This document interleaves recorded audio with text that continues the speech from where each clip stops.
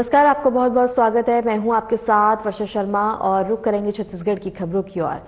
Unity मार्च 2025 का भव्य send off ceremony मुख्यमंत्री साई की उपस्थिति में आयोजित किया गया। सीएम ने मार्च में भाग लेने वाले सभी प्रतिभागियों को शुभकामनाएं दी और कहा कि ये कार्यक्रम समाज में एकता, भाईचारे और सामाजिक सौहार्द को बढ़ावा देने का महत्वपूर्ण प्रयास है। सेरेमनी में सुरक्षा का पूर्ण इंतजाम किया गया था और राज्य के वरिष्ठ अधिकारी भी मौजूद रहे। बड़ी संख्या में लोग कार्यक्रम स्थल पर उपस्थित थे और उत्साह के साथ बता दें कि मार्च की शुरुआत हुई। बोलिए भारत माता की, भारत माता की, छत्तीसगढ़ महतारी की, छत्तीसगढ़ महतारी की। सरदार वल्लभ भाई पटेल अमर रहें, सरदार वल्लभ भाई पटेल अमर रहें। आज छत्तीसगढ़ के लिए बड़ा सौभाग्य का विषय है कि एकता यात्रा में शामिल होने जा रहे हमारे छत्तीसगढ़ के 68 युवा भाई बहनों को हम लोग शुभकामना देकर यात्रा के लिए विदाई देने के लिए यहां पर एकत्र हुए हैं। और ऐसे समारोह में मंच में विराजमान है हमारे प्रदेश के ऊर्जावान डिप्टी सीएम और जिनके पास खेल एवं युवा कल्याण विभाग भी है, आदरणीय श्री अरुण साहु जी, हमारे प्रदेश के यशस्वी अध्यक्ष और जगदलपुर के विधायक आदरणीय किरण देव जी, हमारे रायपुर जिला पंचायत के अध्यक्ष नवीन जी, हमारे दोनों जिला भाजपा के अध्यक्ष ठाकुर रमेश जी और कैलाश नारंग जी, हमारे प्रदेश के महामंत्री नवीन मार्कंडे जी, हमारे खेल एवं युवा कल्याण विभाग के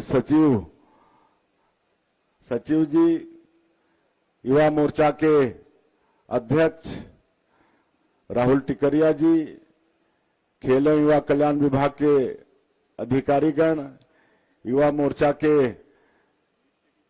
हमारे पदाधिकारीगण और 68 हमारे भैया बहनें जो यात्रा में शामिल होने के लिए जा रहे हैं और सभी सम्भ्रांत नागरिक बंधु, मीडिया के मित्रों, हम सबसे पहले 68 युवा भाई बहनों को बहुत बहुत बधाई शुभकामना देते हैं। आप सब लोग एकता यात्रा में छत्तीसगढ़ का प्रतिनिधित्व करने के लिए जा रहे हैं। बहुत बहुत बधाई, शुभकामना। यात्रा को सफल करके और छत्तीसगढ़ का नाम रोशन करके वहां से आइए।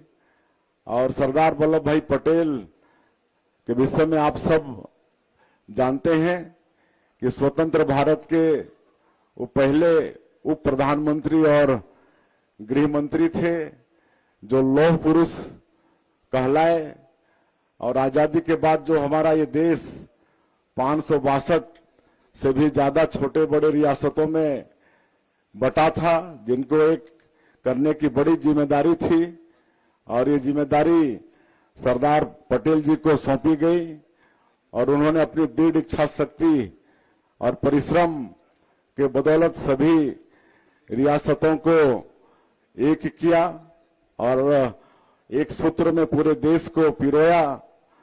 तो 31 अक्टूबर उनका जन्म दिवस होता है, तो उसको हम लोग एकता दौड़ के रूप में आयोजन करते हैं। लेकिन इस साल उनका 150वीं जयंती समारोह चल रहा है और इसलिए कई तरह के आयोजन हो रहे हैं। अभी वहां पर केवड़िया जो एकता नगर है, जहां पर सरदार वल्लभ भाई पटेल जी की विश्व की सबसे ऊंची प्रतिमा स्थापित है, जहां पर भारत पर्व 1 नवंबर से 15 नवंबर वहां पर मनाया गया। तो हम लोग अपने डिप्टी सीएम के साथ में 10 नवंबर हमारे छत्तीसगढ़ का दिन था, तो वहां पर हम लोग शामिल हुए और छत्तीसगढ़ का सांस्कृतिक कार्यक्रम भी वहां पर प्रस्तुत किया गया। यहाँ के व्यंजन भी वहां पर एग्जीबिशन में रखे गए और मुफ्त में खिलाया भी गया। और हमारे प्रदेश का जो और सामान यहां पर बनते हैं उनका भी एग्जीबिशन था। और उस दिन हमारे प्रदेश के साथ दिल्ली और सिक्किम प्रदेश भी था। तो ये हमारे माननीय प्रधानमंत्री जी की एक दूरदृष्टि कि जो सरदार वल्लभ भाई पटेल जो एकता के प्रतीक थे, तो फिर से देश को और एकता के सूत्र में कैसे पिरो के रखें। 15 दिनों तक वहां पर भारत पर्व मनाया गया, जिसमें हम सब लोग शामिल होकर आए हैं। और ये हमारा खेल एवं युवा कल्याण विभाग ये एकता यात्रा जिला से प्रदेश में आयोजन किया है, इसके लिए उनका बधाई। और अब राष्ट्रीय यात्रा के लिए भेज रहे हैं। तो ये 26 नवंबर से लेकर 6 दिसंबर तक चलने वाला है। इसमें बड़े बड़े लोग हमारे देश के शामिल होंगे। हम लोगों को भी न्योता है, हम भी अपने डिप्टी सीएम के साथ एक दिन पूरा यात्रा के साथ में रहने वाले हैं।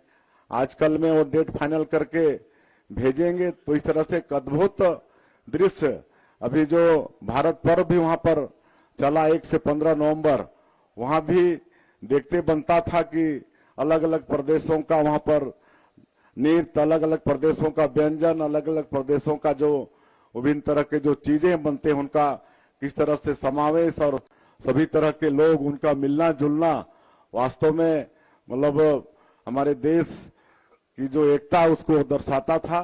तो बहुत बहुत शुभकामनाएं हैं, बधाई है हमारे 68 युवा भाई बहनों को।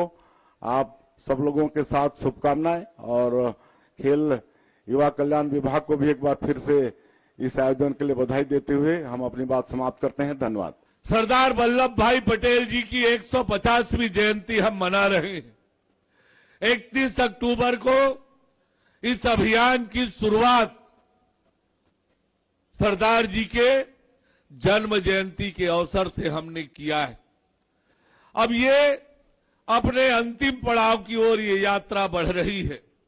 सभी जिलों में पद यात्रा, अलग अलग प्रतियोगिता, स्वच्छता अभियान, एक पेड़ मां के नाम, चिकित्सा शिविर, स्वास्थ्य शिविर, ऐसे अनेक आयोजन करते हुए प्रदेश के सभी जिलों में ये पद यात्रा निकली।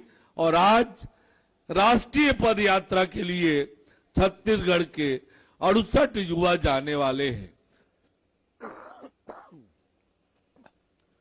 ये 68 युवा छत्तीसगढ़ के लाखों युवाओं के प्रतिनिधि के रूप में राष्ट्रीय पद यात्रा में शामिल होंगे। राष्ट्रीय पद यात्रा सरदार वल्लभ भाई पटेल के जन्म स्थान करमसद से 26 नवंबर से प्रारंभ होकर केवड़िया, एकता नगर, जहां पर स्टैच्यू ऑफ यूनिटी दुनिया का सबसे ऊंची प्रतिमा, जहां से अभी हम और सीएम साहब होकर आए हैं। हमने आशीर्वाद लिया सरदार वल्लभ भाई पटेल जी का, उस प्रतिमा का पूरी तरह से अवलोकन हम लोगों ने किया है। अद्भुत स्थान है, वो प्रेरणा का स्थल है। एक एक नौजवान को इस यात्रा से प्रेरणा मिलनी है। छत्तीसगढ़ के ये युवा छत्तीसगढ़ के लाखों युवाओं के प्रतिनिधि के रूप में इस यात्रा में शामिल हो रहे हैं, ताकि हमारा पूरा युवा समुदाय सरदार पटेल जी के राष्ट्र के प्रति समर्पण, देश के प्रति समर्पण, देश के लिए उन्होंने जो कुछ किया, उनके व्यक्तित्व से प्रेरणा लेकर एक बार फिर भारत मां को वैभव को बढ़ाने का काम, दुनिया में सिरमौर बनाने के लिए देश का युवा तैयार हो रहा है। ये प्रेरणा आप सबको मिलेगी और आपके माध्यम से प्रदेश के लाखों युवाओं को उससे प्रेरणा मिलेगी। मैं आप सबको बहुत बधाई और शुभकामनाएं देता हूं। आप सौभाग्यशाली हैं, ये 68 युवा जो राष्ट्रीय पद यात्रा में शामिल होने वाले हैं। आपके जीवन का ये अद्भुत क्षण होने वाला है, ये यादगार पल होने वाला है कि हमने सरदार पटेल जी के 150वीं जयंती पर इस यात्रा में सहभागी बने। और इसलिए मैं आप सबको बहुत बधाई और शुभकामनाएं देता हूं, आपके उज्जवल भविष्य की कामना करता हूं। बहुत बहुत बधाई, बहुत शुभकामनाएं। राम राम, जय जोहार, जय छत्तीसगढ़। मुख्यमंत्री विष्णुदेव साय ने लोहरपुर सरदार वल्लभ भाई पटेल की 150वीं जयंती वर्ष के अवसर पर आयोजित एकता मार्च में भाग लेने जा रहे प्रदेश के युवाओं को विशेष रूप से विदा किया। उन्होंने युवाओं को इस आयोजन में उत्साहपूर्वक भाग लेने और देश में एकता और अखंडता संदेश फैलाने के लिए प्रेरित भी किया। प्रथम उप प्रधानमंत्री और गृह मंत्री थे, जिन्होंने कठिन परिश्रम और दृढ़ इच्छा शक्ति के साथ आजादी के बाद जो 562 से भी ज्यादा छोटे बड़े रियासत में हमारा ये देश बटा था, उनको एक किया और एकता में पिरोया। तो उनका जन्मदिन 31 अक्टूबर को हम लोग एकता दिवस के रूप में मनाते हैं और एकता दौड़ का भी आयोजन होता है। क्योंकि इस साल उनका 150वीं जयंती समारोह चल रहा है, तो अनेकों आयोजन हो रहे हैं और खेल एवं युवा कल्याण विभाग भी युवाओं का जिला और प्रदेश स्तर में एकता यात्रा के बाद आज राष्ट्रीय एकता यात्रा, जो सरदार वल्लभ भाई पटेल जी का जन्म गांव है करमसद, वहां से लेकर एकता नगर केवड़िया, जहां पर विश्व का सबसे बड़ा ऊंचा उनका स्टैचू ऑफ यूनिटी है, वहां तक 152 किलोमीटर की यात्रा का आयोजन है, जिसमें हमारे छत्तीसगढ़ के भी 68 युवा, उनको हम सब लोग, हमारे माननीय प्रदेश अध्यक्ष किरण देव जी, हमारे डिप्टी सीएम श्री अरुण साव जी, जिनके पास खेल युवा कल्याण विभाग भी है, और हमारे सभी वरिष्ठों की उपस्थिति में उनको झंडा दिखाकर विदाई किए हैं। वो शामिल होंगे यात्रा में और एक दिन हम लोग भी अपने डिप्टी सीएम के साथ, खेल युवा कल्याण मंत्री जी के साथ हम लोग भी जाएंगे और एक दिन हम लोग भी यात्रा में शामिल होंगे। मुख्यमंत्री विष्णुदेव साय ने कहा कि उनकी सरकार भ्रष्टाचार पर जीरो टॉलरेंस की नीति अपनाए हुए है। उन्होंने बताया कि राज्य में किसी भी प्रकार की अनियमितता और भ्रष्टाचार के मामले में दोषियों के खिलाफ सख्त और कार्रवाई की जा रही है, ताकि जनता का विश्वास बनाए रखा जा सके। करप्शन के मामले में जीरो टॉलरेंस की नीति अपना रही है और उसके तहत जो भी दोषीदार हैं, जहां से भी शिकायतें आ रही हैं, हमारी एजेंसियां जांच कर रही हैं और आरोप सिद्ध पाए जाने पर उनको दंडित भी करने का काम हो रहा है।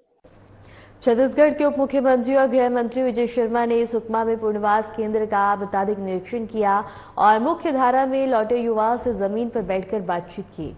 युवाओं ने ट्रेनिंग, दस्तावेज और सुविधाओं से जुड़ी समस्याएं बताई, जिन पर उप मुख्यमंत्री ने तुरंत अधिकारियों को समाधान के निर्देश दिए। उन्होंने परिवार से मुलाकात, विवाह और स्वास्थ्य शिविर और दस्तावेज निर्माण की विशेष व्यवस्था करने को भी कहा।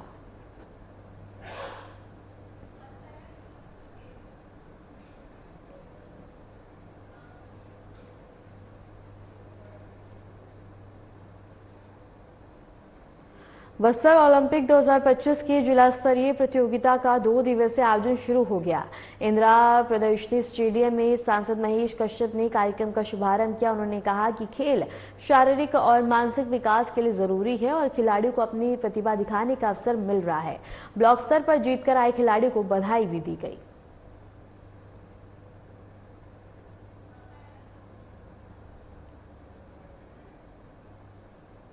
खबर रायपुर से है, जहां डीएमएफ मामले की जांच तेज करते हुए एसीबी और ईओडब्ल्यू की टीम ने रायपुर के लॉविस्टा स्थित हरपाल अरोड़ा के आवास पर छापेमारी की। इसके साथ ही टीमों ने प्रदेश के कई जिलों में भी एक साथ दबिश देकर दस्तावेज और डिजिटल रिकॉर्ड जब्त किए हैं। अधिकारियों के मुताबिक छापेमारी का उद्देश्य डीएमएफ फंड के उपयोग और उससे जुड़े संबंधित अनियमितताओं की पड़ताल करना है और जांच आगे भी जारी रहेगी।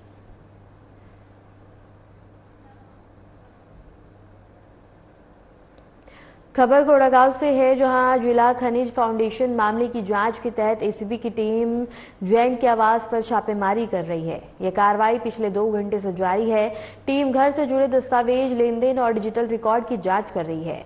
अधिकारियों के मुताबिक छापेमारी का उद्देश्य डीएमएफ फंड से जुड़े संबंधित अनियमितताओं की पुष्टि करना है और जांच अभी भी जारी है।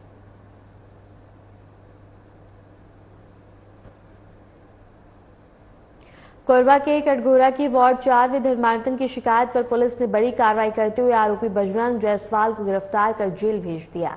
स्थानीय लोगों ने 2 दिन पहले एसडीएम और थाने में ज्ञापन देकर शोर शराबा और धर्म परिवर्तन का लालच देने का आरोप लगाया था, जिसके आधार पर पुलिस ने एफआईआर दर्ज की थी।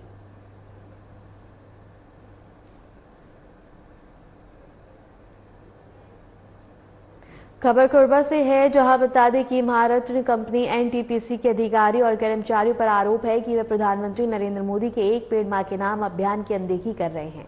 आरोप है कि कंपनी ने अपने आवासीय परिसर में बरगद, पीपल और अन्य पेड़ों की अवैध कटाई कराई, जबकि अभियान में पर्यावरण संरक्षण का संदेश दिया जा रहा है। अधिकारियों ने इस बारे में कोई स्पष्ट जवाब नहीं दिया है।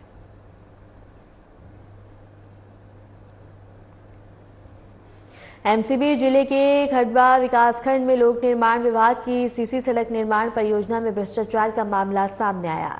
ग्रामीणों का आरोप है कि ठेकेदार और अधिकारियों की मिलीभगत से सड़क निर्माण के हर मानक की अनदेखी की जा रही है और सड़क की मोटाई, चौड़ाई और सीमेंट और गिट्टी में कटौती की जा रही है। ग्रामीणों ने जांच और दोषियों के खिलाफ सख्त कार्रवाई की मांग की है।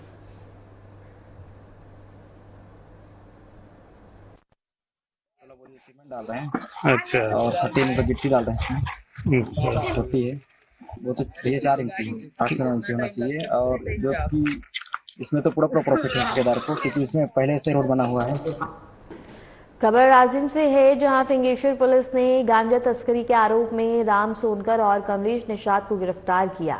आरोपी कार में गांजा छुपाकर धर्मती से ले जा रहा था और उसके पास से 29 किलो गांजा और कार जब्त की गई, जिसकी कीमत लगभग 14.50 लाख बताई जा रही है।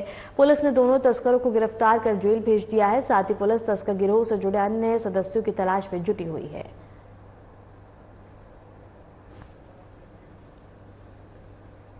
खबर रायपुर से है, जहां प्रसिद्ध गायिका श्रेया घोषाल ने एक निजी कार्यक्रम में शामिल होने के लिए मुंबई से रायपुर पहुंची। वह रायपुर एम्स में आयोजित इस विशेष कार्यक्रम में भाग लेंगी। उनके आगमन को लेकर प्रशंसकों में उत्साह देखा गया है।